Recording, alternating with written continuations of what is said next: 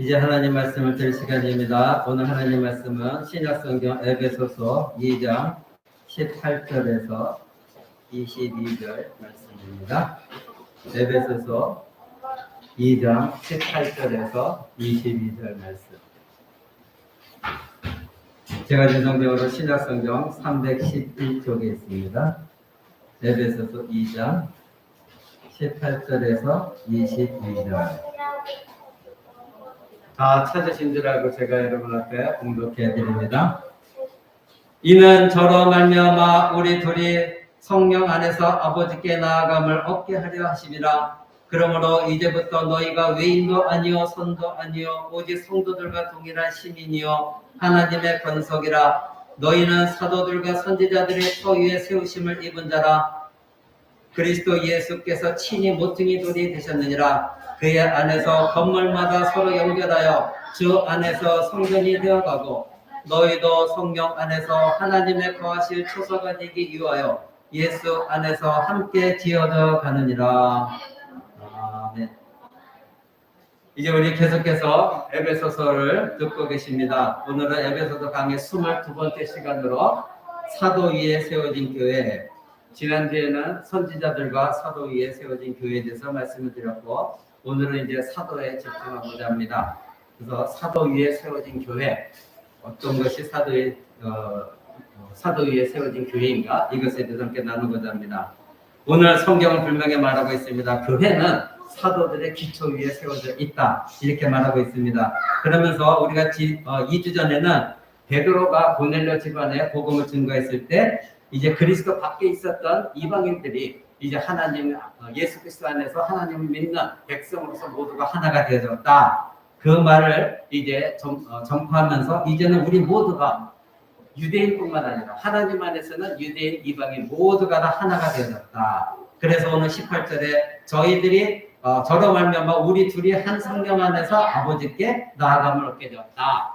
이제는 유대인도 이방인이라고 개처럼 취급할 것도 아니요, 또 이방인이라서 하나님 백성이 아니라 생각할 것도 아니라는 겁니다. 오직 예수 그리스도 안에서는 한 성령 안에서 아버지께 나아갈 길을 얻었습니다. 그래서 19절에부터 보니까 너희는 손님도 아니다, 그리고 이방인도 아니다, 오직 성도들과 동일한 시민이고 성도들 하나님의 백성들이다, 이렇게 말하면서, 그런데 너희는, 여기서 너희는 여러분과 저 한 사람들이 하겠지만 사도 바울 선생님이 말하고 있는 것은 한 사람씩 모여있는 교회를 말하고 있습니다. 우리는 교회 안에 속해져 있습니다. 그러니까 너희 교회는 사도들과 선지자들의 터 위에 세우심을 입었다. 그리고 예수님이 친히 모퉁이 돌이 되었다. 터가 있으려면 먼저 모퉁이 돌이, 머릿돌이 있어야 터가 잡혀집니다. 그래서 그것이 세워진 다음에 건물이 올라가는 겁니다.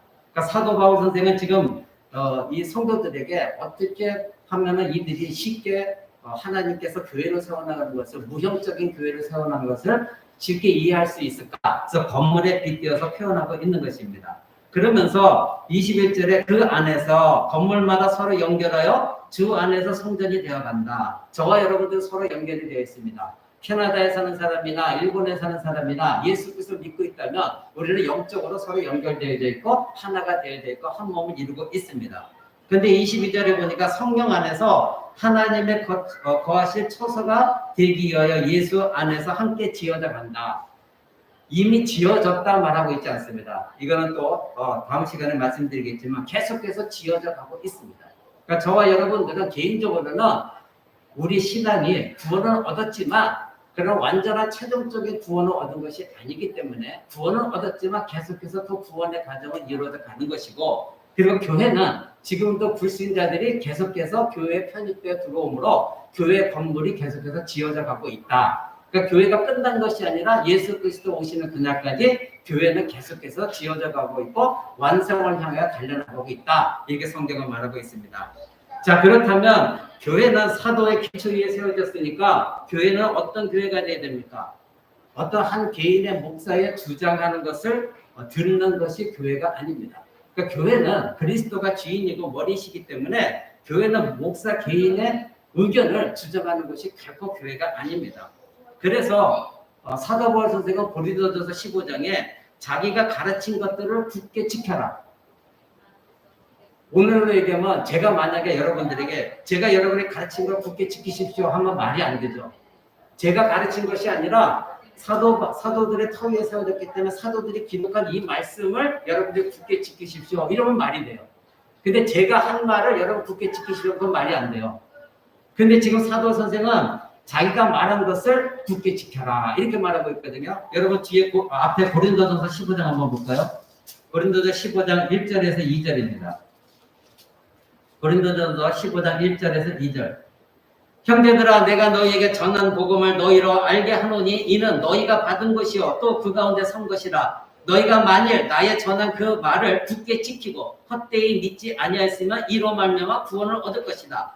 내가 받은 것을 먼저 너에게 전하였느니 이는 성경대로 그리스도께서 우리 죄를 위하여 죽으시고 장사 지낸 바 되었다가 성경대로 사흘 만에 다시 살아나사 게바에게 보이시고 후에 12제자에게와 그 후에 500여 형제에게 일시에 보이셨다니 그 중에 지금까지 태반이나 살아있고 어떤 이는 잠들었으며 그 후에 야고보에게 보이셨으며 그들의 모든 사도와 맨 나중에 만삭되지 못하여 난 자 같은 내게도 보이셨다. 이렇게 말하고 있습니다. 자, 지금 사도 바울은 자기 자신이 사도라는 것을 의심하는 사람들이 너무나 많기 때문에 이 이야기를 하고 있습니다. 나도 그리스도를 부활하신 그리스도를 만났다. 그래서 그리스도로부터 직접 계시를 받은 사람이다. 근데 이 얘기를 하면서 4절에 보니까 2절에 보니까 너희가 만일 나의 전한 그 말을 굳게 지키고 헛되이 믿지 아니하였으면 구원을 얻을 것이다. 그러니까 자기 자신이 전한 복음이라고 말합니다. 그러니까 사도들의 가르침이 곧 예수 그리스도의 가르침이요 그것이 바로 하나님의 가르침이었습니다. 그런데 오늘 만약에 목사가 성경에 의해 이 말씀을 믿으십시오 그거는 됩니다. 근데 자기가 한 말 가지고 이거를 믿고 굳건히 지키시면 그거는 잘못된 거예요. 목사는 오로지 성경에 기초해서 그 말에 이러니까 여러분들 이 말씀을 믿어야 됩니다. 받아들여야 됩니다. 이것은 되지만 왜? 교회는 사도들을 위해 터 위에 세워졌기 때문에. 근데 오늘날 이것이 문제가 되기 때문에 교회가 많이 부패하고 있는 겁니다. 자, 여기서 사도 바울은 기분이 좋고 놀라운 감정을 가져라. 선한 행위를 하라. 그래야 너희가 구원을 얻는다. 이렇게 말하지 않았어요. 분명히 뭐라고 말하고 있죠? 내가 너희에게 전한 그 말을 너희가 굳건히 지키고 그리고 헛되이 믿지 아니하면 구원을 얻을 것이다. 즉 사도 바울 선생이 사도로서 말한 복음을 전한 것은 하나님의 구원의 메시지였지 세상에 착하게 살아라 이렇게 하면 잘 될 것이다 이런 말이 아니었다는 거죠. 그러니까 내가 너에게 전한 이 말씀 모든 것들을 너희가 굳게 지키고 그리고 헛되이 즉 엉터리로 믿지 아니했다면 구원을 얻을 것이라는 겁니다. 그러니 오늘날 교회에서 만약에 성경적인 말씀, 사도들의 가르침, 선지자들의 가르침, 예수 그리스도의 가르침이 아닌 다른 복음을 전하면서 그거를 믿으면 여러분들 구원 얻는다 하면 여러분 그런 교회에서 아무리 열심을 다한다 해도 구원을 얻는 겁니다. 오직 사도들의 가르침, 선지자들의 가르침 위에 터 위에 세워진 것이 교회이기 때문입니다. 그래서 사도 바울 선생은 3절에 그렇게 말한 거예요. 내가 받은 것을 무엇을 받았다? 누구에게 받았다? 그리스도에게서. 내가 받은 것을 먼저 너에게 전하였다. 자기 자신이 먼저 그리스도로부터 복음을 받았다는 겁니다. 그리고 그 받은 것, 즉 그리스도로부터 가르침 받은 것들을 너에게 전하였다. 그래서 성경대로 그리스도께서 우리의 죄를 위하여 죽으셨고 성경대로 사흘 만에 다시 살아나셨다. 자, 복음의 핵심은 여러분들이 분명히 말씀드렸죠. 예수 그리스도가 우리를 위해 십자가에 죄를 위해서 십자가에 죽으셨고 3일 만에 부활하셨다. 이것이 가장 짧은 단어로 한 문장으로 말하면 예수 그리스도의 죽음과 부활이라고 말씀드렸습니다. 바로 지금 사도 바울 선생이 3절에 그걸 말하고 있어요. 진정한 복음의 핵심을 예수님이 성경대로 즉 성경에 기록한 대로 선지자들이 말한 대로 예언한 대로 그리고 예수께서 말씀하신 대로 이 땅으로 죽으셨다. 그리고 성경대로 3일 만에 다시 살아나셨다. 지금 사도 바울은 그것을 말하고 있습니다. 사랑하는 성도 여러분, 사도들의 선포는 이와 같이 오늘날의 메시지와는 전혀 달랐습니다. 착하게 살아라, 무엇 때문에 믿어라 이것이 아니라 너의 구원이었습니다. 그리고 사도들의 이 메시지는 모두가 똑같은 메시지였습니다. 여러분 사도행전을 쭉 읽어보면 베드로 사도의 메시지나 사도 바울의 메시지나 다 똑같았습니다. 결국은 중심은 누구였어요? 예수 그리스도였습니다. 그것이 복음입니다. 근데 오늘 복음이 많이 변질되어진 것이 문제입니다. 오늘날 중국교회에서는 예수 그리스도만 입으로 시인하면 무엇을 가르치든지 무엇을 믿든지 문제가 되지 않는다고 말하는 것이 문제예요. 그냥 입으로 예수만 시인하면 그 사람은 무조건 기독교인이다. 그 사람은 구원 얻었다. 그리고 아무 말이나 다 무슨 말을 해도 믿어라 하는 거 잘못된 겁니다. 우리 인간은 부패한 본성을 갖고 있기 때문에 내가 무엇을 믿는다 할지라도 그것이 정녕 성령께서 내 안에 역사하셔서 내가 고백하는 믿음이 아니더라도 자기가 입으로 내가 고백할 수 있는 것이 인간입니다. 그러기에 우리는 그 사람이 진정한 그리스도인이냐는 그 사람의 삶의 열매를 보고 판단하라 예수님 말씀하셨어요. 우리가 지난 성경 시간에도 공부 시간에 여러분 들었죠? 좋은 나무가 나쁜 열매를 맺을 수가 없고 나쁜 나무가 좋은 열매를 맺을 수가 없는 거예요. 그게 성경의 진리예요. 그러니까 어떤 한 사람이 진실로 예수 그리스도를 영접했고 그리고 회개했고 거듭나졌고 회심했다고 한다면 그 사람의 삶의 모습에서 반드시 좋은 열매가 나오게 되어 있습니다. 그런데 이것이 나오지 않는다면 그런 사람들은 입술로만 주여 주여 부르짖는 것과 똑같다는 거죠. 자, 그렇다면 오늘 사도의 특성을 한번 알아봅니다. 여러분, 오늘날은 조금 가라앉았지만 최근까지만 해도 한 10년 전만 해도 속사도라는 것을 주장하고 나온 사람이 많았어요. 지금도 카톨릭 체제는 속사도 제도입니다. 그리고 기독교에서도 어떤 사람들은 아직도 사도가 계승이 있다. 그래서 내가 사도다. 지난 시간에 여러분 잠깐 말씀드렸죠? 미국에서 어떤 세미나 참석하는 목사가 자기 집사 하나 데리고 와서 비행기에서 나는 사도니까 너는 나에게 연수를 받아라. 그리고 나는 하나님께 위임받은 권위자다. 이런 사람들이 많이 있었습니다. 성경은 사도에 대해서 분명히 말하고 있습니다. 누가 사도냐? 자, 오늘 여러분들이 그것을 분명히 알으셔야 됩니다. 첫째, 사도와 제자는 다릅니다. 저와 여러분도 예수 그리스도의 제자입니다. 그러나 우리는 사도는 아닙니다. 예수님도 많은 제자 중에서 사도들만 따로 선택해서 세우셨습니다. 누가복음 6장 한번 보겠습니다. 그 앞에 누가복음 한번 볼까요? 누가복음 6장. 누가복음 6장 12절 13절입니다. 이때 예수께서 기도하시러 산으로 가사 밤이 맞도록 하나님께 기도하시고 밝음에 그 제자들을 부르사 그 중에서 12를 택하여 사도라 칭하셨다. 많은 제자가 있었습니다. 근데 그 중에서 성경이 기록하는 그 중에서 제자들 중에서 12사도를 택하셨다. 이렇게 분명히 우리에게 가르치고 있습니다. 그러니 제자와 사도는 구분되어져야 되는 것입니다. 제자들로부터 즉 제자들 중에서 사도를 선택하셨다는 것입니다.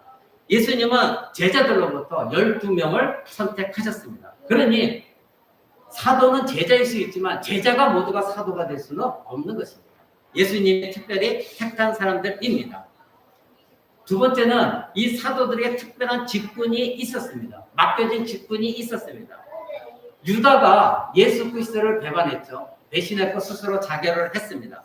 근데 예수 그리스도를 배반하고 자결한 유다 때문에 12사도에서 한 사도가 비어서 11사도가 되었습니다. 근데 사도들이 모여서 첫 번째로 뽑은 게 이 빈 한 자리의 사도의 자리입니다.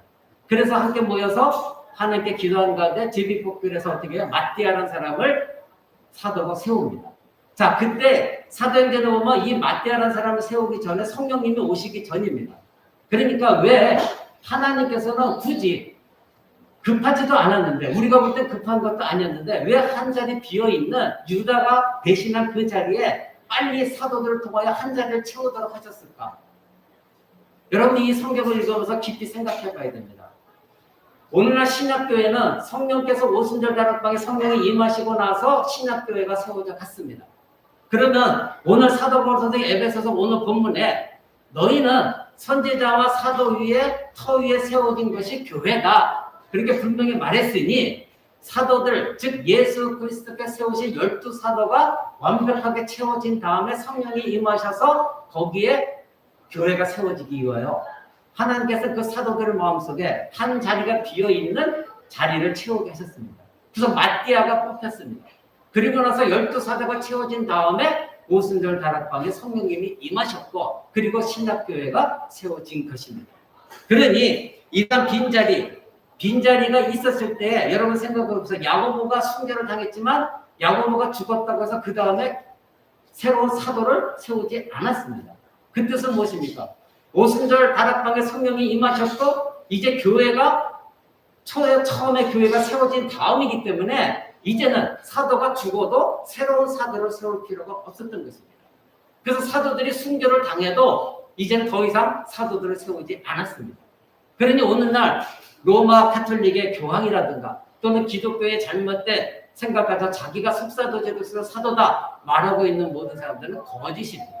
로마 교황도 마찬가지로 거짓입니다. 사랑하는 성도 여러분, 이와 같이 사도들에게 특별한 직무가 있었습니다. 무엇이라고요? 교회가 세워지기 위해서 12사도가 반드시 필요했었던 것입니다. 이 사실이 우리에게 알려주는 것은 사도라는 직무가 대단히 중요하기 때문에 한시라도 공백이 있어서는 안 된다는 것이죠. 그래서 빨리 마띠아라는 사도를 세운 것이고, 그리고 사도직은 한시적이었다는 것입니다. 그리고 유일무이한 직분이었습니다. 한시적이었던 것이지 계속해서 계승되어져 내려오는 그런 제도가 아니었다는 것이죠. 그러니 12사도 외에는 아무도 역사상에 새로운 사도가 되어질 수가 없습니다. 초대교회 때 딱 이 12명, 거기다 나중에 사도 바울이 예수 그리스도 부활하신 예수 그리스도를 만나고 나서 사도가 된 이후, 즉 12명 또는 13명, 이것이 전부이지 그 이후에는 사도라 부름받은 사람들이 아무도 없는 것입니다. 세 번째로는 사도직의 성격입니다. 자, 사도직이 어떤 중요한 역할이 있기 때문에 교회 전체 역사에서 이들뿐만, 즉 유일무이한 직분이었는가?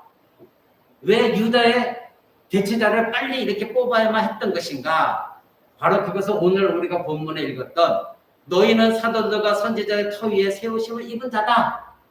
그리고 예수 그리스도께서 모퉁이 돌이 되셨다. 즉 너희는 사도와 선지자를 위해 세워져야 되기 때문에 12사도가 예수님이 세우신 12사도가 완벽한 숫자가 채워진 위에 성령께서 오셔서 이제는 하나님의 교회, 신약교회가 세워지는 것. 그래서 속히 이 마띠아라는 사람을 성령님이 오시기 전에 세웠던 것입니다. 두 번째 이유는 이제 12사도에게 예수님이 살아계실 때 이 12사도에게 하나님의 나라를 맡기겠다. 예수님 그렇게 말씀하셨거든요. 누가복음 22장 28절 한번 봅니다. 누가복음 22장 28절입니다. 누가복음 22장 28절. 너희는 나의 모든 시험 중에 나와 항상 함께한 자들이니 인적 내 아버지께서 나라를 내게 맡기신 것 같이 나도 너에게 맡겨 너희로 내 나라에 있어 내 상에서 먹고 마시며 또는 보좌에 앉아 이스라엘 12지파를 다스리게 하려 하노라. 그래서 이 12사도에게 바로 하나님께서 예수 그리스도께 맡겨주신 하나님의 나라, 그 나라의 권위를 12사도에게 맡기셨다. 이렇게 예수님 말씀하십니다. 즉 예수 그리스도께서 이제는 죽으시고 부활 승천하신 다음에는 이 12사도가 하나님의 나라, 곧 교회를 위임을, 권위를 위임받은 것이 사도들인 것입니다. 그러니 하나님의 나라를 다스릴 때 있어서 예수 그리스도가 이 땅에 오셔서 그 나라를 다스리셨고 이제는 모든 사명 감당하시고 부활 승천하실 때는 12사도에게 그 권위를 위임하시고 예수님이 부활 승천하신 것입니다. 바로 이 직입니다. 그래서 에베소서에서 사도 바울 선생이 사도와 선지자들 위해 터 위에 세워졌다 이렇게 말하는 것입니다. 자, 그러면 예수님을 교회 모퉁이 돌이라고 했거든요. 이 교회 모퉁이 돌이 무엇이냐 이거죠. 자, 시몬 베드로가 주는 그리스도여 살아계신 하나님의 아들이로소이다. 이 고백을 한 거 위에 예수님 뭐라고 말씀하시죠? 내가 그 위에, 즉 너 위에 교회를 세우겠다. 그랬더니 로마 카톨릭은 바로 이 사도 베드로를 제1대 교황으로 삼고 바로 이 베드로 이후로 나머지 교황들이 사도다 이렇게 말하고 있는 거거든요. 자, 그런데 생각해 보십시오. 베드로가 제1대 사도고, 그래서 사도고 그 위에 교회를 세워진다고 한다면 교회는 사단의 교회가 될 수밖에 없죠. 왜냐하면 마태복음 16장에 베드로가 이런 고백한 뒤에 바로 예수님께서 베드로에게 사단아 내게서 물러가라 이렇게 말씀하셨거든요. 여러분, 그러니까 교황이 말하고 있는, 즉 로마 카톨릭이 말하는 그 제도는 엉터리 제도입니다. 하나님이 세우신 제도가 아닙니다. 예수님께서 베드로가 주는 그리스도여 살아계신 하나님의 아들이로소이다. 이 고백 위에, 즉 하나님 복음을 듣고 그 고백하는 사람들의 모임이 교회이기 때문에 그 고백 위에 교회를 세우시겠다. 이 말씀입니다. 두 번째로는 사도가 이 고백을 했기 때문에 사도들의 고백이었습니다. 이제는 베드로가 처음으로 이런 고백을 했지만 이 고백한 사도는 사도 베드로, 그는 사도였습니다. 그러니 그런 고백을 하는 사도들의 기초 위에 세워진 것이 교회라는 것이지 로마 캐톨릭제가 일대 교황으로 베드로를 갖다 교황으로 삼으라는 뜻이 결코 아니었습니다.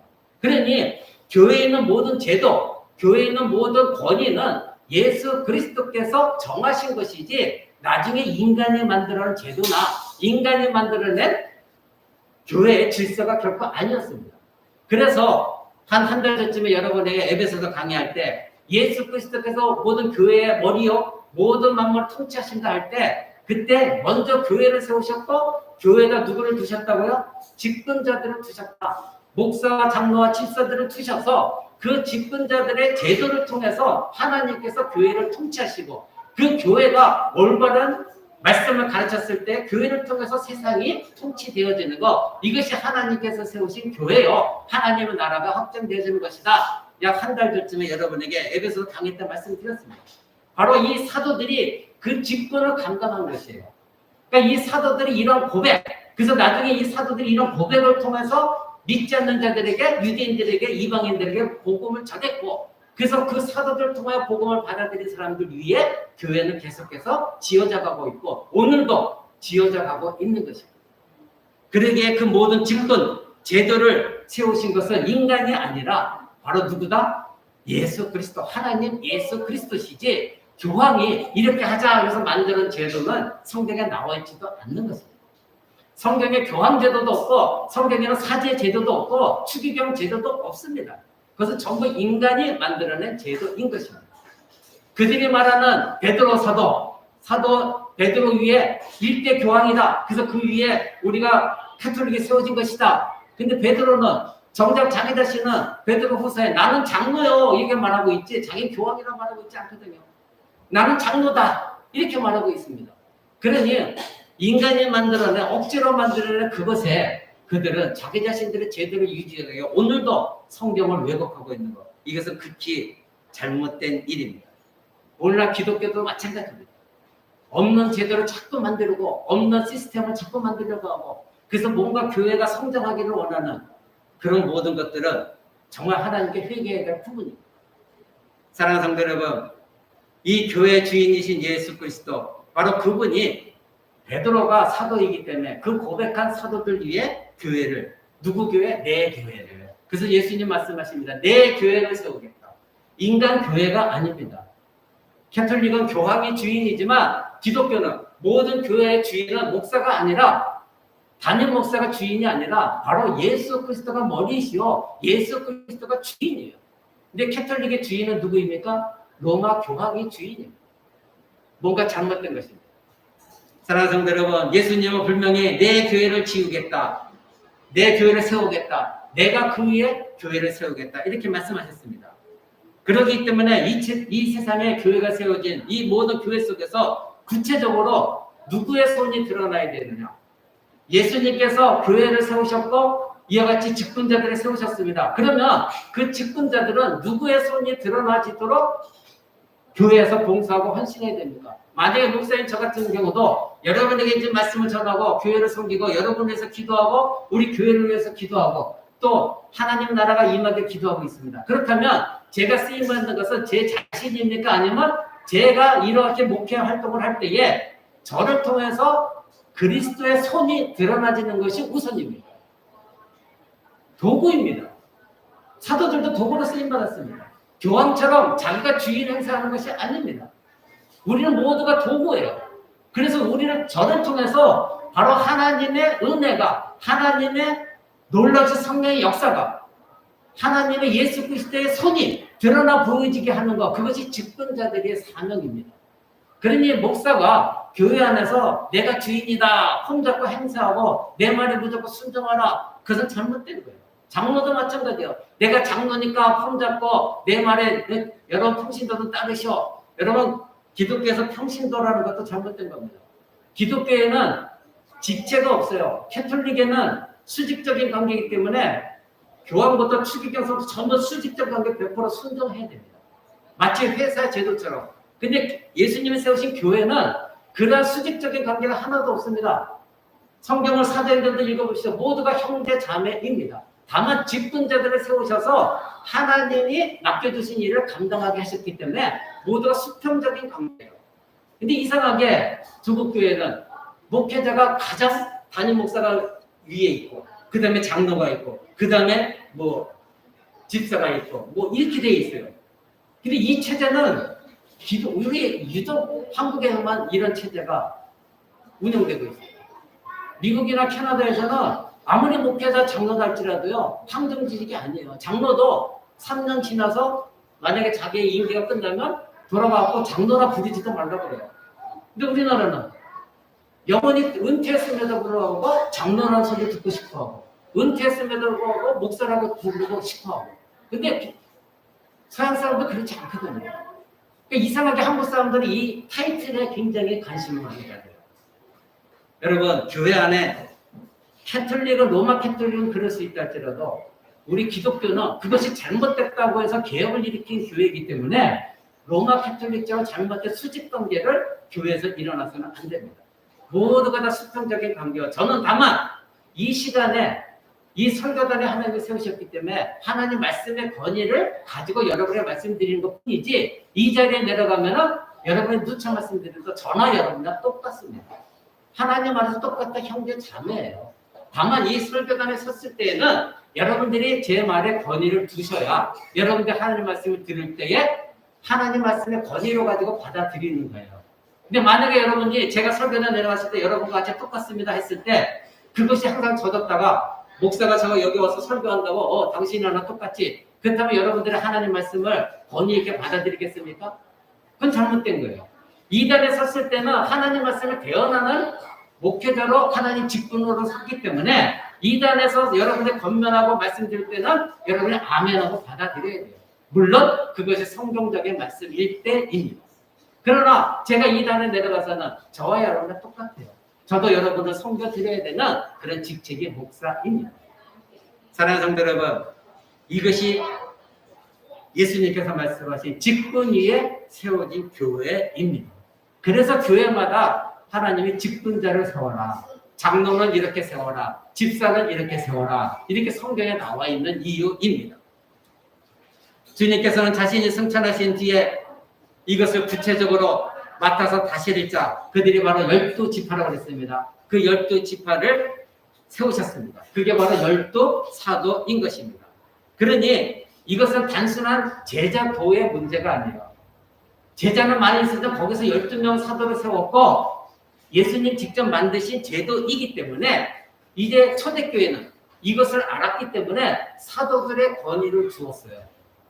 그래서 여러분 사도행전을 읽어보십시오. 사도들이 말한 것에 다른 성도들은 거기에 뭐라고 댓글을 달지 않습니다. 왜요? 예수 그리스도가 세우신 기관이고 조직이었기 때문에 직분자였기 때문에 거기에 100% 순종했습니다. 만약에 제자들만 사도를 세우지 않았고 제자의 도다 하였더만 여러 제자들이 많았기 때문에 싸웠을 것입니다. 네가 잘났느니 내가 잘났느니 나는 누구 판이 싸웠을 것입니다. 물론 나중에 보면은 고린도 교회에서는 파가 있었습니다. 나는 누구에게 세례를 받았고 누구에게 세례를 받았고 오늘날 주복교회도 그런 사람이 있죠. 나는 어떤 유명한 목사님에게 세례를 받았다. 그걸 자랑하는 사람이 있어요. 바보예요, 바보. 나는 어떤 한국에서 제일 큰 무슨 교회에서 누구누구 목사님에게 세례를 받았다. 그걸 자랑하는 사람이 있어요. 바보예요. 세례를 주는 것은 목사가 주는 게 아니에요. 하나님께서 주시는 세례인데 그 사람들은 뭐가 착각하고 있는 거예요. 그러니까 세례 교육을 제대로 받지 못한 사람이에요. 하나님께서는 이와 같이 직분자들을 세우셔서 그 권위에 순종케 하셨습니다. 그래서 초대교회 때는 사도들이 말하는 그 권위에 모두가 다 순종하면서 교회가 세워져 나갔습니다. 그래서 하나님께서는 이제 이 교회 권위를 누구에게도 양도하지 않았고 누구에게? 오직 사도들에게 양도하셨습니다. 그래서 교회 주인은 하나님이 되어지신 것입니다. 이제 사도들을 통한 다스림, 이것이 초대교회였고, 사도들이 다 죽고 난 뒤에, 순교하고 죽고 난 뒤에는 이제 세우신 교회 조직, 즉 목사들, 그리고 복음 전도자들, 집사들, 장로들 통해서 교회가 하나하나 세워져 나가도록 하신 것입니다. 그럼 사도직은 왜 중요합니까? 왜 예수 그리스도께서는 이러한 제도적인 사도직을 예수님은 세우셨을까요? 그리고 왜 예수님은 자기 자신의 권위를 이 사도들에게 위임하셨을까요? 바로 교회는 4가지 속성이 있습니다. 첫 번째는 하나의 교회입니다. 지금 우리가 물리적인 교회는 다 흩어져 있지만 영적인 교회, 그리스도의 몸은 하나입니다. 하나의 교회입니다. 그리고 이 교회는 보편적인 교회입니다. 즉 잘난 사람만 예수 믿는, 잘난 사람만 교회 오는 교회가 아니에요. 로마 캐톨릭처럼 그런 교회가 아니라 잘났든 못났든, 그리고 이방인이었던 누구나 다 보편적으로 예수 그리스도를 믿고 교회 일원이 될 수가 있습니다. 그리고 세 번째로는 이 교회는 거룩한 교회입니다. 여러분들은 이미 예수 그리스도를 믿는 순간 거룩한 성도라 부르심을 입었다. 사도 바울은 그렇게 말합니다. 즉 하나님께서 창세전부터 여러분을 택하셨고 지금의 때에 예수 그리스도를 믿게 하심으로 말미암아 과거에 지은 모든 죄가 예수 그리스도 십자가로 시침받았기 때문에 여러분은 거룩한 성도다. 이렇게 부르심을 입었다. 그럼 그 부르심은 어떤 부르심? 교회 일원으로 부르셨어요. 그러니 여러분들은 거룩해져야 되는 것이 사명이에요. 왜요? 예수 그리스도가 거룩하시기 때문에 예수 그리스도의 머리이신 예수 그리스도가 거룩하신 분이니 그 몸도 거룩해져야 되는 것이 당연한 것이죠. 그러니까 이 교회는 거룩한 교회입니다. 네 번째로는 사도적인 교회가 교회입니다. 지금 우리는 그 사도적인 교회를 고백하고 있습니다. 그런데 이 사도의 조건이 있어요. 사도의 조건, 누가 사도가 되느냐? 우리는 그 내용을 분명히 알아야 여러분들 누구에게든지 갔을 때 로마 캐톨릭이 말하는 잘못된 것들을 여러분들이 그들을 지적해 줄 수 있어야 돼요. 사도행전 1장 21절 한번 봅니다. 사도행전 1장 21절. 제가 여러분들 읽어드립니다. 이러함으로 요한의 세례로부터 우리 가운데서 올려 가신 날까지 즉 예수께서 우리 가운데 출입하실 때에 항상 우리와 함께 다니던 사람 중에 하나를 세워 우리로 더불어 예수의 부활하심을 증거할 사람이 되게 하여야 하리라 하거늘 저희가 2사람을 청구하니 하나는 바사바라 하고 별명은 유스도라 하는 요셉이요 하나는 마띠아라. 저희가 기도하여 가로되 무사람의 마음을 아시는 주여 이 2사람 중에 누가 주의 택하심을 받아 봉사와 및 사도의 직무를 대신할 자를 보이시옵소서. 유다는 이를 버리었고 저것으로 갔나이다 하고 제비꾸와 마띠아를 얻으니 저가 11사도의 수에 가입하니라. 이렇게 말하고 있습니다. 자, 여러분 여기에서 21절과 22절이 중요합니다. 사도의 조건에 대합니다. 여기에 사도의 조건이 무엇이었습니까? 항상 우리와 함께 다니던 사람입니다. 근데 언제부터? 요한의 세례 때부터 지금까지. 자, 요한의 세례 요한의 그 시대, 세례 요한은 어떤 사람이었습니까? 마지막 선지자였는데 바로 저 사람이 하나님의 어린 양 예수 그리스도다. 분명히 지목한 사람이 세례 요한이었습니다. 그 세례 요한 때부터 예수 그리스도가 부활 승천한 이때까지 우리와 함께 동행한 사람, 뭐예요? 예수 그리스도와 함께 동행한 사람, 그것이 첫 번째 조건이었습니다. 예수님께서 요단강의 세례를 받으실 때 바로 예수님의 제자에 속했던 사람들, 그 사람들이었습니다. 예수님은 누구에게 세례를 받았습니까? 세례 요한에게 세례를 받으셨습니다. 자, 그때부터 항상 같이 다녔던 사람들이다. 분명히 이렇게 조건을 내세우고 있습니다. 그렇다면 오늘날 교황, 그 사람들이 과연 사도에 속할 수가 있을까요? 도저히 있을 수가 없죠. 이건 몇천 년 전에 일어난 사건인데. 두 번째로는 예수님의 부활을 목격한 사람이다. 분명히 말하고 있습니다. 22절에 항상 우리와 함께 다니던 사람 중에 하나를 세워 우리와 더불어 예수의 부활하심을 증거하는 사람이 되어야 된다. 예수의 부활을 봤어야 증거할 거 아닙니까? 그러니 예수 그리스도의 부활을 직접 목격한 사람의 중에서 뽑아야 된다. 즉 예수 그리스도와 함께 다니던 사람들은 예수님의 부활 승천학교까지 다 500여 명이 모일 때 그 자리에 있었던 사람들입니다. 그러니 그 중에서 뽑아야 된다. 그리고 세 번째로는 그리스도에 의해서 직분을 임명받은 사람입니다. 바로 하나님께 기도했더니 하나님께서 이 matthea라는 사람을 뽑도록 하셨습니다. 이것이 조건입니다. 그러냐 아무나 교황이 됐다고 할지라도 자기가 사도라고 말할 수가 없는 겁니다. 사랑하는 성도 여러분, 바로 이 조건이 걸린 것이 누구였냐면 사도 바울이었어요. 사도 바울은 예수 그리스도가 살아계실 때에 예수님과 동행하지 않았거든요. 그리고 예수 그리스도가 부활 승천하실 때도 그곳에 없었습니다. 근데 그래서 사람들에게 사도직에 대해서 의심을 많이 받았습니다. 그래서 사도 바울은 성경에 기록되어 있는 서신서에 보면 계속해서 자기 자신도 사도다. 예수 그리스도를 만났고 부활하신 예수 그리스도를 만났고 부활하신 예수 그리스도의 계시를 받은 자다. 이렇게 강조하는 이유가 바로 그것입니다. 그럴 때 베드로가 맞다, 이 사람도 사도다 인정해 주기 시작합니다. 이 사도 바울이 그렇게 해서 많이 고생을 한 사람입니다. 자, 두 번째로는 왜 요한의 세례로부터 계속해서 함께 있는 자들 중에서만 사도가 될 수 있느냐, 이것입니다. 사도라는 것은 아주 분명한 한 가지 목적을 위해 세움받은 사람들입니다. 그들에게 사명이 있었습니다. 바로 예수 그리스도와 함께 동행했었던 이유가 바로 그것이 무엇입니까? 예수 그리스도의 죽음, 예수 그리스도의 부활, 이것을 다 경험한 사람들이거든요. 비록 그들은 예수님을 잡히시고 죽으셨을 때 비록 연약해서 도망다니기도 했고 부인하기도 했지만, 그러나 그 사실을 분명히 다 알고 있었고 그 사실에 있었던 그 역사적인 현장에 있었던 사람들입니다. 그러니 이들이 예수 그리스도의 죽음, 가장 중요한 예수 그리스도의 죽음, 예수 그리스도의 부활, 이것을 증거할 수 있어야 되기 때문입니다. 그런 사람들이 사도가 되는 것입니다. 예수님께서 자신의 교회를 다스릴 기구로서 이 사도란 직분을 세우신 이유가 바로 교회는 그리스도의 부활을, 예수 그리스도의 죽음과 그리스도의 부활을 증거하는 공동체가 돼야 되기 때문에 이 사도들을 따로 세우신 것입니다. 그러니 사도가 되어야 되는 것, 첫 번째 그리스도를 직접 본 사람들, 두 번째 그리스도를 직접 만난 사람, 그리고 세 번째로는 그리스도의 죽으시고 부활하신 것을 직접 경험한 사람, 이 사람들이 사도입니다. 그러면 오늘날 교황, 그 사람의 이름은 내가 모르겠으면 잊어버렸으면 모르겠습니다. 그 사람이 여기에 속해 있습니까? 그리스도를 직접 경험했습니까? 그리스도를 직접 만났습니까? 그리스도 부활 승천한 거 봤습니까? 아닙니다. 그들은 자기들이 만들어낸 제도입니다. 성경은 그렇게 말하고 있지 않습니다. 즉 사도의 요건은 그들의 직무를 드러내는 것입니다.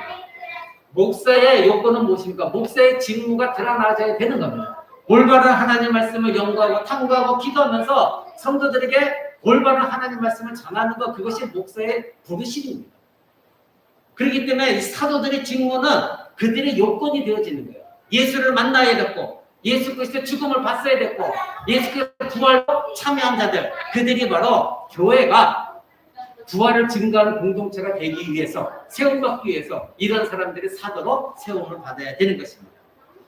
사랑하는 성도 여러분, 부활을 증거한다는 것은 어떤 의미입니까? 교회는 과연 무엇입니까? 사도라는 직분자를 세우셔서 그들을 통해 교회를 다스리게 하심으로 말미암아 예수 그리스도께서는 무엇을 드러내시기를 원하셨을까요? 우리는 그것에 집중해야 됩니다. 왜 사도직을 이와 같이 세우셨고 왜 이 제도를 만드셔서 교회를 세우셨을까? 바로 예수 그리스도께서는 이 예수 그리스도의 부활을 증거하는 공동체로서 교회를 드러내기 위하여 사도들에게 세우신 것입니다. 교회가 부활을 증거하는 공동체라는 말은 무엇입니까? 첫 번째로는 부활은 무엇입니까? 부활이 왜 중요합니까? 부활은 죽음을 이긴 것이 부활이에요. 부활 이전에는 반드시 죽음이 있어야 부활이 성립됩니다. 죽지 않고는 부활이 있을 수가 없어요. 그러니 그 죽음을 죽음으로 이기신 것이 예수 그리스도의 부활입니다. 그렇기 때문에 이것을 증거해야 됩니다. 그것이 첫 번째 이유예요. 두 번째는 부활이라는 것은 죄를 이기는 것이 부활입니다. 왜 유대인들이 예수 그리스도를 십자가에 못 박아라 못 박아라 그들이 외쳤는가요? 바로 구약의 율법에는 나무에 달린 자마다 저주를 받은 자다, 하나님께서 분명히 말씀하셨어요. 그러니까 이 종교 지도자들과 유대인들은 예수님이 이 땅에 오셔서 자기들의 속 안에 있는 더럽고 추잡한 것들, 하나님을 믿는다고 하지만 속으로는 하나님을 사랑하지도 않고 실제로 믿지도 않으면서 교만 떨고 있는 그들의 마음을 직접적으로 예수님께서 책망하시면서 그들의 더러운 속마음을 다 드러내셨습니다. 그랬더니 이들이 예수님을 미워하기 시작했고, 결국 예수님은 메시아로 온 것이 아니라 이 땅에서 저주를 받은 자로 왔다고 그렇게 음모를 꾸미기 위해서 예수님을 십자가에 못 박아 죽여라 외쳤던 것입니다. 결국 예수님은 나무에 달려 죽으셨습니다. 그래서 많은 유대인과 종교 지도자들이 뭐라 그랬습니까? 봐라! 저 사람은 메시아가 아니다. 저 사람은 자기의 죄로 죽었다. 하나님께 저주를 받았다. 이렇게 떠들었던 것이 유대인들이었고 종교 지도자들이었습니다. 그런데 어떻게 됐습니까? 3일 만에 예수 그리스도가 다시 살아나셨습니다. 많은 사람들이 증거했습니다. 예수님을 직접 봤습니다. 부활 승천하는 것도 성경에 기록된 사람만 500명이 넘습니다. 결국 사도들이 그때서야 뒤집혔습니다. 이게 어떻게 된 거냐? 예수님이 죽으셔서 우리는 다 뿔뿔이 흩어졌는데 부활하신 예수님이 나타나셨대. 가서 직접 봤더니 정말 예수님이 자기 앞에 나타났습니다. 도마는 믿지 못했습니다. 예수님 직접 그 손에 상처난 못자국을 제가 보기를 원합니다. 옆구리 찔린 창자국을 내가 만져보자고 못 믿겠습니다. 그때 예수님 하신 말씀이 무엇입니까? 믿음은 보지 않고 믿는 것이 믿음이다. 어찌하여 그렇게 믿지 못하느냐? 여러분 가운데, 이 자리에 있는 여러분 가운데 내가 직접 보거나 내가 직접 감각되거나 만져보거나 경험하지 않으면 도저히 못 믿겠다는 사람이 있다면 그것은 믿음이 아닙니다. 믿음은 바라는 것들의 실상입니다. 지금 우리 안에 닫혀진 것이 아닙니다. 여러분들이 예수 그리스도를 보고 믿은 사람이 있습니까? 예수 그리스도를 만나고 직접 한접에서 보고 믿은 사람이 있습니까? 성경에 말하는 믿음은 그 믿음이 아닙니다. 보이지 않고도, 내 눈에 보이지 않고도 믿는 것이 믿음입니다. 그러기에 내 힘으로 되는 것이 아니라 하나님께서 여러분에게 창세를 택감받은 자들에게 믿음을 주셔야 가능한 겁니다.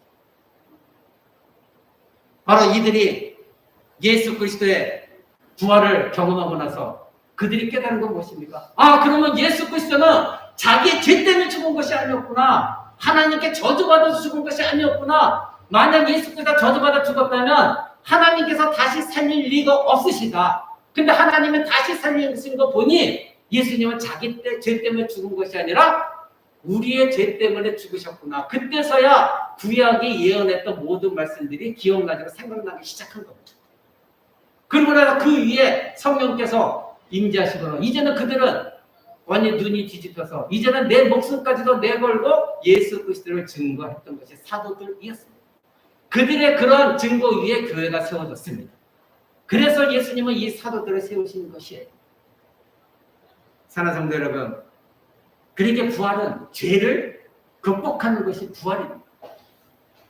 세 번째로는 부활은 이제는 새 생명을 공급해 주는 것이 부활입니다.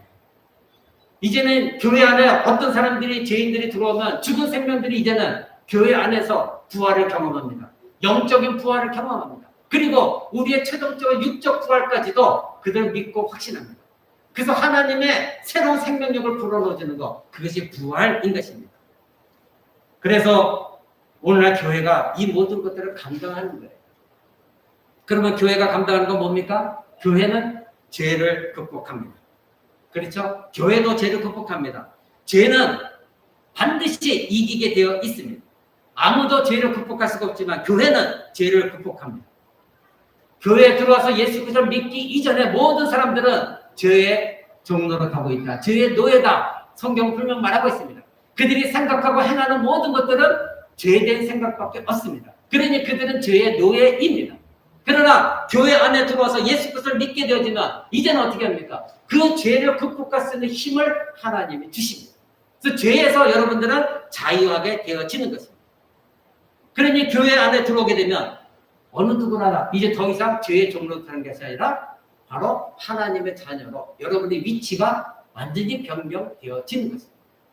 그래서 사도 바울이 로마서에 이렇게 말합니다.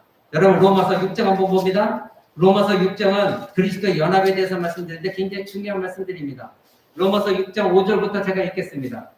만일 우리가 그의 죽으심을 본받아 연합한 자가 되었으면 또한 그의 부활을 본받아 연합한 자가 되리라. 이 얘기는 여러분들이 예수를 믿고 정말로 그리스도 안에 있다면 예수 그리스도가 죽었을 때 여러분도 같이 죽은 존재라는 것이고 예수 그리스도가 부활했을 때 여러분도 같이 부활한 존재다. 이것을 믿으라는 것입니다. 그 다음에 7절 이는 죽은 자가 죄에서 벗어나 의롭다 하심을 얻었음이니라. 6절 우리가 알거냐 우리 옛사람이 예수와 함께 십자가에 못 박힌 것은 죄의 몸이 멸하여 다시는 우리가 죄에게 종노릇하지 않게 하렵니다. 분명히 기록하고 있죠. 여러분은 더 이상 죄의 종노릇하고 있지 않습니다. 여러분 더 이상 죄의 노예가 아닙니다. 과거에는 절대적인 노예였습니다. 그러나 지금은 상대적인 노예는 될 수 있습니다. 그것은 무슨 뜻입니까? 구원은 받았지만 여전히 부패한 본성이 있기 때문에 때로는 죄에 이끌려서 죄를 범할 수도 있어요. 그러나 여러분이 예수 믿기 전에 절대적으로 매번 모든 생각과 행위가 다 죄를 짓는 사람들은 아니잖아요. 여러분들은 내가 죄를 범했을 때 다시 회개하잖아요. 이것이 바로 상대적인 죄는 있어도 절대적인 죄의 노예가 되는 것은 아닙니다. 8절에 만일 우리가 그리스도와 함께 죽었으면 또한 그와 함께 살 줄을 믿노니 여러분 믿습니까? 여러분 그리스도와 함께 다시 살 것을 믿습니까? 예, 그것이 신자입니다. 왜? 여러분이 이미 죽었기 때문에. 그래서 여기 말한 거예요. 부활은 죽음을 이기는 거예요. 여러분이 죄에서 죽은 적이 있기 때문에 여러분의 영혼이 다시 부활한 거예요. 이것을 사도 바울은 지금 말하고 있는 것입니다. 9절 이는 그리스도께서 죽은 자 가운데 사셨음에 다시 죽지 아니하시고 사망이 다시 그를 주장하지 못할 줄을 압니다. 그의 죽으심은 죄에 대하여 단번에 죽으시며 그의 살으심은 하나님께 대하여 살으십니다. 그 다음 11절이 중요합니다. 이와 같이 너희도 너희 자신을 죄에 대하여 죽은 자요 그리스도 예수 안에서 하나님에 대하여는 산 자로 여길지니라. 아멘. 이것입니다. 여러분은 과거에는 죄에 대해서 죽었던 사람들입니다. 근데 이제는 하나님께 대하여 여러분 다시 부활한 사람들이라고 성경 분명히 우리에게 말하고 있는 것입니다. 이것이 바로 죄를 이기는 부활입니다. 그런데 죄를 극복한 교회가 오늘날 전국교회가 죄에 매달려 종이 되어서 살아가고 한다면 어떻게 빛을 발하겠어요? 교회가 부패한 상태로 계속 있다면 어떻게 세상에 나가서 그리스도의 향기가 되어질 것이며 어떻게 빛을 발할 수 있을 것이며 어떻게 소금의 역할을 감당할 수가 있냐 이겁니다. 죄를 이긴 이 교회가 계속해서 부패해서 죄에 종노릇하고 있는 교회라고 한다면 어떻게 예수 그리스도를 증거할 수 있느냐 이거예요. 교회가 세금 계산서를 속이고 그리고 목사나 장로들이나 집사들이 어떻게 하면 세금을 안 낼까? 이리 궁려고 저리 궁려고 어떻게 하면 사기칠까? 속일까? 이리 궁려고 어떻게 하면 더 잘 살까? 욕심과 탐욕 교회 나와서는 주여져 부르짖고 있지만 공직자들 뇌물을 받고 있다고 한다면 그 정치에 기웃거리면서 어떻게 하면 성공해볼까? 교회를 이용해서 선거철만 되면 교회 나와서 머리 숙여 인사하고 이 사람을 뽑아주십시오 하는 목회자들 과연 그것이 올바른 교회냐 이겁니다. 오늘 여러분 사도적인 교회를 여러분 배웠습니다. 이것이 교회냐 이겁니다.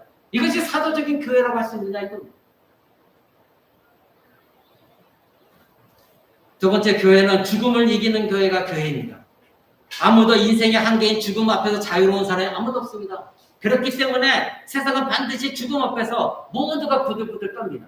그러나 그리스도인들은 죽음이 온달지라도 내가 사모하는 그 하나님의 나라 그 하나님의 나라가 소망 가운데 두려움이 없는 것입니다.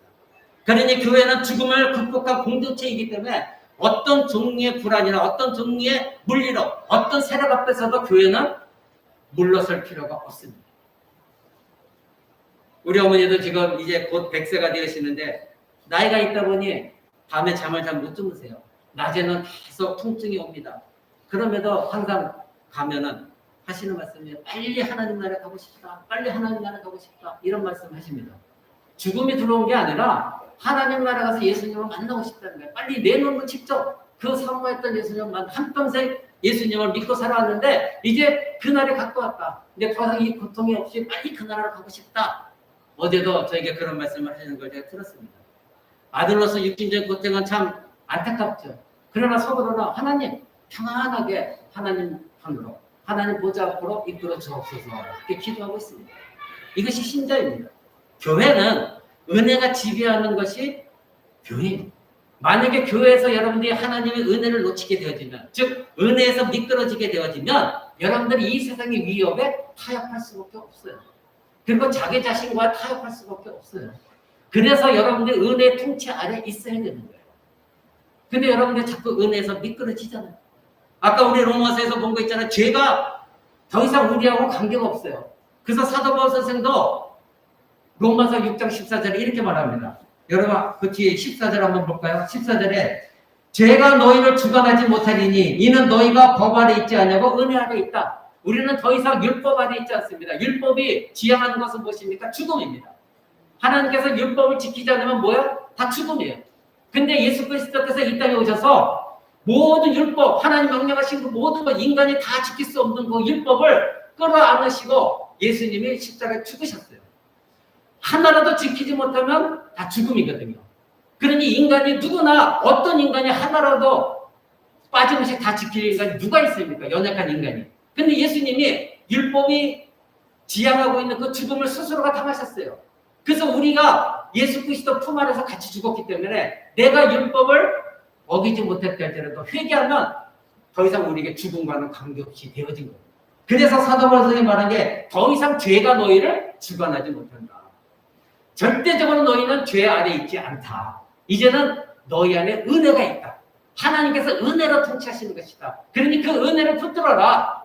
그 은혜에서 미끄러지지 말아라. 은혜에서 미끄러지면 바로 여러분 다 경험했잖아요. 바로 죄로 빠지게 되어 있습니다. 하나님을 떠나게 되어 있습니다. 23절 볼까요? 6장 23절. 마지막에 6장 이렇게 말합니다. 죄의 삭은 사망이요 하나님의 선물은 그리스도 예수 안에 예수 우리 주 안에 있는 영생이니라. 죄의 삭은 사망뿐입니다. 그런데 예수님께서 우리에게 주신 선물은 무엇이다? 영원한 생명이다. 아멘. 세 번째, 교회는 새로운 생명을 창출하는 공동체입니다. 교회는 단지 죽음과 죄만을 극복하는 것이 아니라 새로운 생명, 하나님의 생명을 계속해서 창출해내는 것, 이것이 교회입니다. 그러니까 악을 이기는 것, 그것에만 머물러 있는 것이 아니라 죄를 이기는 것에만 머무르는 것이 아니라 이제는 능동적으로, 활동적으로 새 생명을 계속해서 창출해내는 겁니다. 예수를 믿지 않아서 죽은 영혼들을, 죽은 생명들을 이 교회 안에 들어와서 예수 그리스도의 몸에 접붙여짐으로 말미암아 그들에게 새로운 생명이 또 창출되어지고 또 다른 사람이 들어 새로운 생명이 또 창출되어지고 계속해서 새로운 생명을 만들어내는 것, 그것이 교회가 되어져야 되는 것입니다. 근데 생각해 보십시오. 교회가 이와 같이 죄를 이기지도 못하고 교회가 죽음도 이기지 못하고 교회가 새로운 생명을 창출해내지 못하고 한다면 그 교회가 어찌 예수 그리스도의 몸에 접붙여진 교회라고 할 수 있으며 그 교회가 어찌 사도적인 교회라고 말할 수가 있겠느냐 이겁니다. 그리스도인이 자기에게 주어진 이 새 생명이 그리스도 부활로 말미암는 것이라는 것, 이것을 우리는 알고 있습니다. 누구 때문에? 사도들이 증언했기 때문에, 사도들이 목격한 것을 우리에게 증언해 줬기 때문에, 그리고 사도들의 가르침을 우리가 믿고 있기 때문인 것입니다. 그리스도의 부활의 능력을 내적으로 경험하려면 바로 이러한 믿음, 사도들이 말한 증언한 것, 사도들이 가르친 것, 이것을 믿는 것이 선행되어져야만 가능한 것입니다. 사랑하는 성도 여러분, 왜 그럴까요? 왜 교회는 생명을 계속해서 창출해낼까요? 예수 그리스도가 교회의 머리이시기 때문에, 모든 생명은 예수 그리스도의 안에 있기 때문입니다. 그러니 아들이 있는 자, 예수 그리스도가 있는 자는 생명이 있는 것입니다. 요한일서 5장 12절 한번 봅니다. 요한일서 5장 12절. 제가 제성경 393쪽 제가 읽어드립니다. 아들이 있는 자에게는 생명이 있고 하나님의 아들이 없는 자에게는 생명이 없느니라. 아멘. 그렇죠? 여러분 안에 예수 그리스도가 계십니까? 아멘. 예수 그리스도의 영이신 성령님으로 여러분 안에 예수 그리스도가 계십니다. 그러니 여러분 안에는 하나님의 아들 예수 그리스도가 계시기 때문에 생명이 있습니다. 그런데 하나님의 아들이 없는 자들, 예수 그리스도를 믿지 않는 자들, 즉 그리스도의 영이 그 안에 있지 않는 자들에게 뭐라고요? 생명이 없다. 죽은 자들이다. 그러니 교회에 계속해서 복음 전도 올바로 하나님의 말씀을 전함으로 말미암아 죽은 생명들이 예수 그리스도를 믿고 예수 그리스도를 만났다고 한다면 그 안에 예수 그리스도의 생명이 있다는 것입니다. 그러니 계속해서 예수 그리스도의 생명을 창출해내는 것이 어디다? 교회가 되어야 된다는 것입니다. 근데 오늘날 교회가 이것을 감당하느냐? 그래서 여러분들이 조국교회로 해서 기도해야 되는 것입니다. 올바르게 교회가 이 직분을 감당하도록 선지자와 사도들의 터 위에 세워졌는데 왜 세상 사람들 그렇게 비아냥거림을 받고 무시를 당하고 경멸을 당하느냐 이것입니다. 자기의 직분을 감당하지 못하기 때문인 것입니다. 자꾸 옆으로 세워나가기 때문이에요. 고린도후서에서는 이렇게 말합니다. 고린도후서 2장 15절을 봅니다. 고린도후서 2장 15절. 제가 여러분에게 많이 말씀드렸던 이야기입니다. 고린도후서 2장 15절.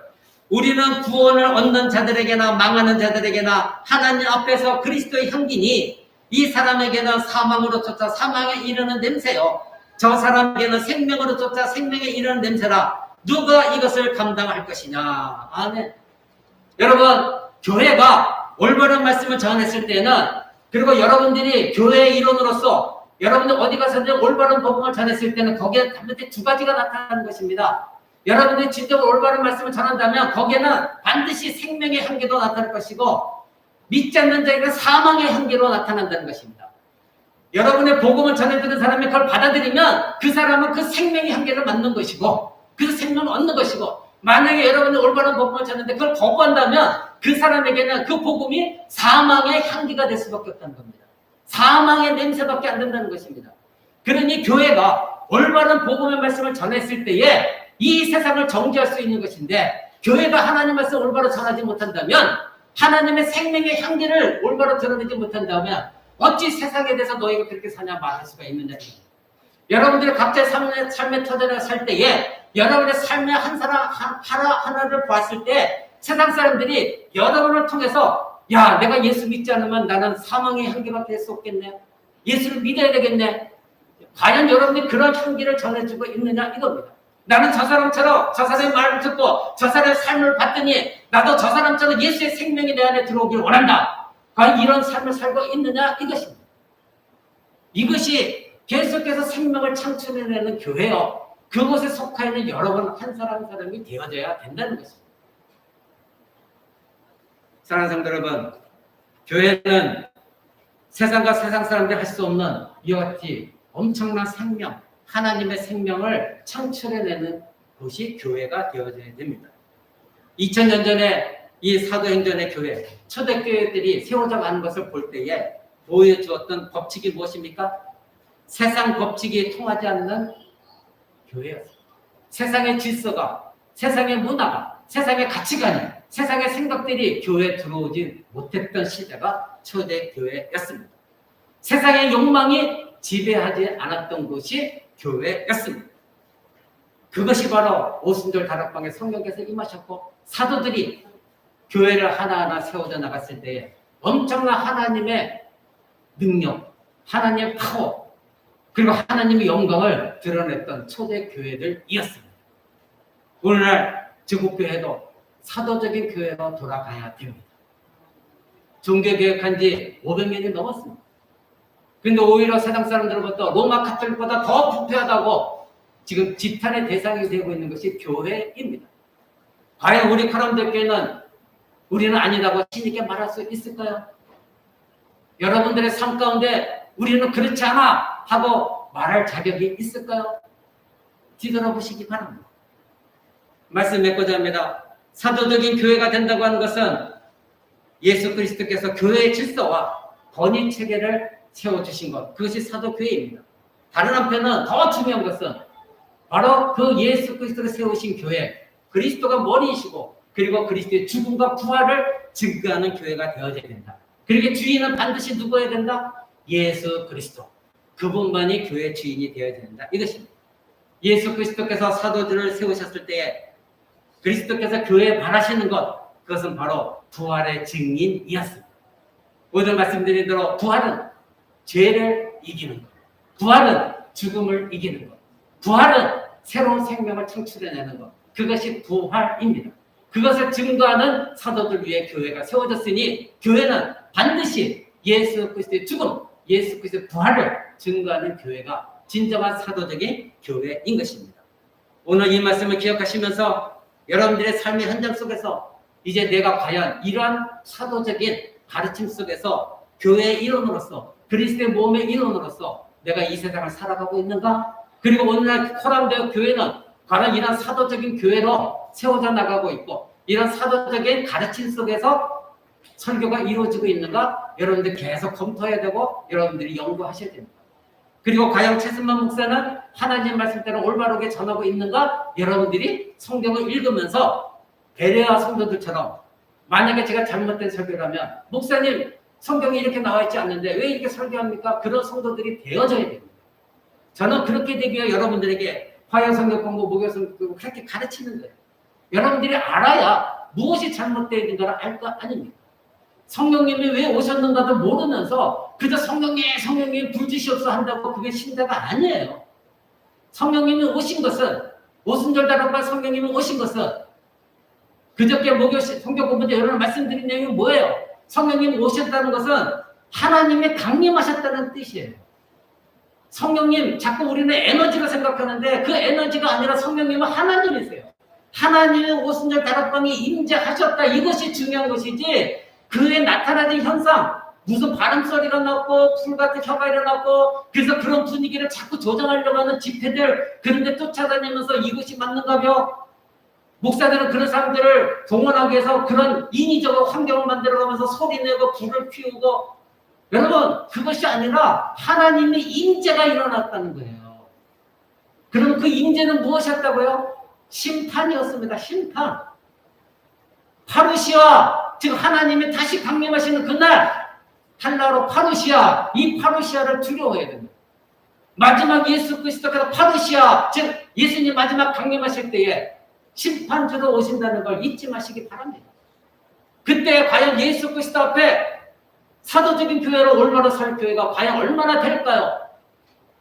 두렵고 떨림으로 예수 그리스도의 재림을 여러분들 사모하셔야 돼요.